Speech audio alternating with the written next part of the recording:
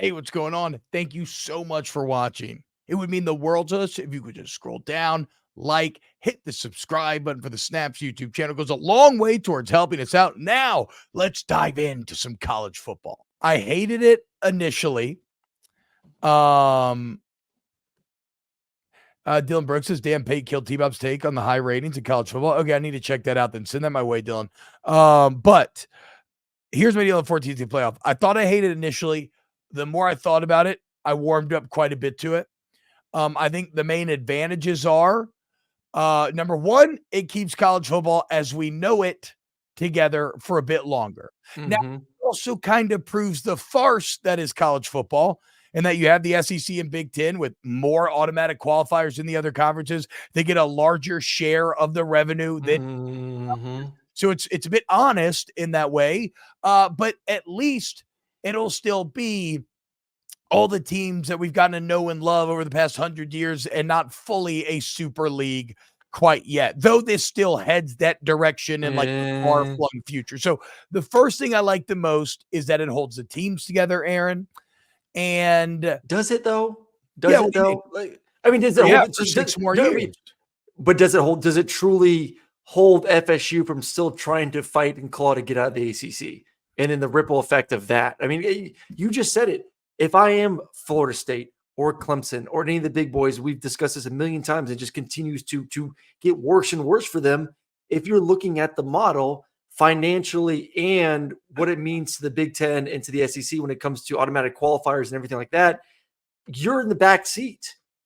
They're following their rules. They're the ones making the decisions. If you need to go read the article there by ESPN, they said there was a give and take, and now it's the SEC and the Big Ten, their turn to make certain decisions about the format of it. Because you think Florida State wants to sit back and Clemson and they feel good that they're just going to let the SEC and Big Ten dictate what the next 5 years of college football are going to look like? Well, I mean, they also it's already done. It's already done. And also, Florida State does have a very friendly path to the playoff, way friendlier than any SEC or Big Ten team. I'm just saying for the longevity of their success and actually winning championships, not just making it to the playoffs, but winning championships. I still think they want to get out. So I don't think of course they want to get out. There's unequal revenue. Yes. Yeah, but I don't think that Florida State leaving, I mean, granted, I'm not a lawyer, so I can't fully math this all out, but I don't think that would shatter and all of a sudden you just have the SEC and Big Ten. I also don't know if they're going to be able to get out. Right? I'm just saying that's a domino. I think if it's Florida State's leaving, Clemson's going with them. Then the Carolinas. How long is the deal for 14 teams? It's for six years. And the whole reason that this deal got so hastily done is because ESPN put a 6-year, $1.3 billion contract on the table. It was agreed to, but they were threatening to pull it if they couldn't come together and figure out what it was going to be like. And so now we'll get 2 years of a 12-team playoff and 6 years of a 14-team playoff. Well, that's not finalized. What is not? The 14 team. That's not been finalized. Oh, I thought it's been agreed to. It's just been agreed to in principle. I think so. Yeah, I think we all feel. I think that we all know that's coming, but I don't think there's been anything like definitive as of, hey, 14-team playoff is happening starting 2026. I think that college football playoff finalizing. Yes, they are finalizing the 14-team playoff. It's expected to be approved. Okay. Yeah. So and then look, so Gulf South says 14 teams is fine. All these automatic qualifiers are garbage. So again, I actually don't think the automatic qualifiers are garbage.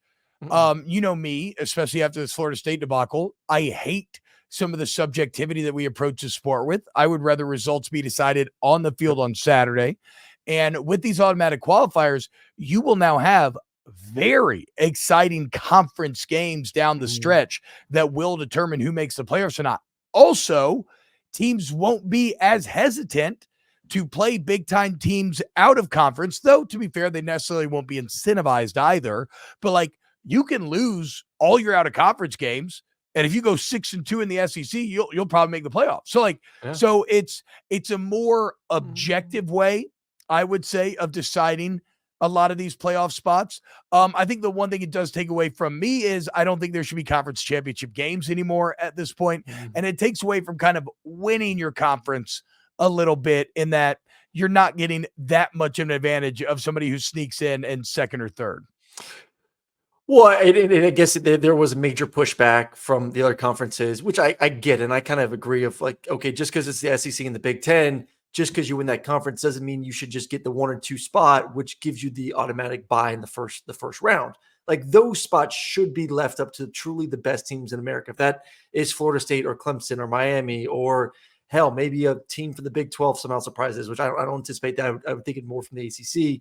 Then that team deserves a first round bye. But other than that, it's like the NFL. You win your division, you're in the playoffs. And then from there, let's see if you can make a run like the Giants did versus the Patriots. So I'm all for that. Give them the automatic qualifier. The next best, 9 teams from there are getting the playoffs. Well, no, you get 3 automatic top 3 teams in Big, top 3 teams in the SEC for conference record wise, not ranking wise. Oh, you're talking about from now? I thought it was 1. It's 3 from each. No, it's 3. That's what I'm saying. It's going to make the regular season. Big Ten. It's going to make the actual regular season, I think, pretty hype. Because you may have like an Ole Miss Mizzou late season matchup where the winner is gonna get in. You may like in the Big 12, right? You could have like a Kansas State where the winner gets in or some shit like that. Like I think the Big 12 is a big winner. Yes, you get less revenue, a huge winner, but you don't have any powerhouse teams, and now you're getting 2 in the playoff every year. So Brett Yormark continues to keep the Big 12 around somehow against all odds. I don't want to spend too much longer on this. I just think that I think everybody's instinct is to shit all over this, but I think we need to recognize that it does hold college football together for longer. And again, I like the objectivity of it, and I like I think it makes the regular season better. Maybe I'm wrong there, but my view is that it does make the regular season better. I was with that was one of the questions. Obviously, I asked Eli Drinkwitz over the weekend when we met with him, and he wants more teams. He wants more. He just feels like, hey, you look at the NFL, there's 32 teams, and 16 teams make the playoffs. You look at college basketball, he's like, it just. He wants more. I don't think that's. I don't think more is possible. Difference is there ain't 32 teams in college football, though. You know what I'm saying? Like, no, I get it. Teams you want to see in the playoffs is like. But if we did get to, but I think this is the future, though. Still, if we got to a point where it is a smaller grouping of teams, like we do take the best 64 teams in America, and like just like if we just hit restart. And just say, can we restart college football and make it the best possible? We talked about this a little bit last week, I think, with Cole. But like, if that is truly 64 teams, the best 64 teams are playing, then you could make the playoff field a little bit bigger at that point. But yeah, in this model right now, I don't think that would make sense. Yeah, I think 14 is a good spot.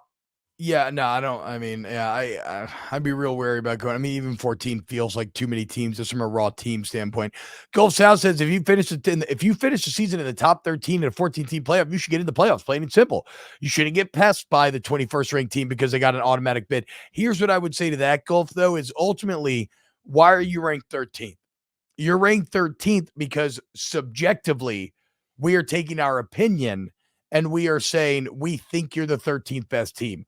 I like a setup that honors actually just beating your opponent on Saturday, right? And if you're a Big 12 team and you finish second in the conference, you may not be as good as Mizzou or a Tennessee, although you fucking might. I think we get too cocky in our heads, but you might not be as good. But we talked about it.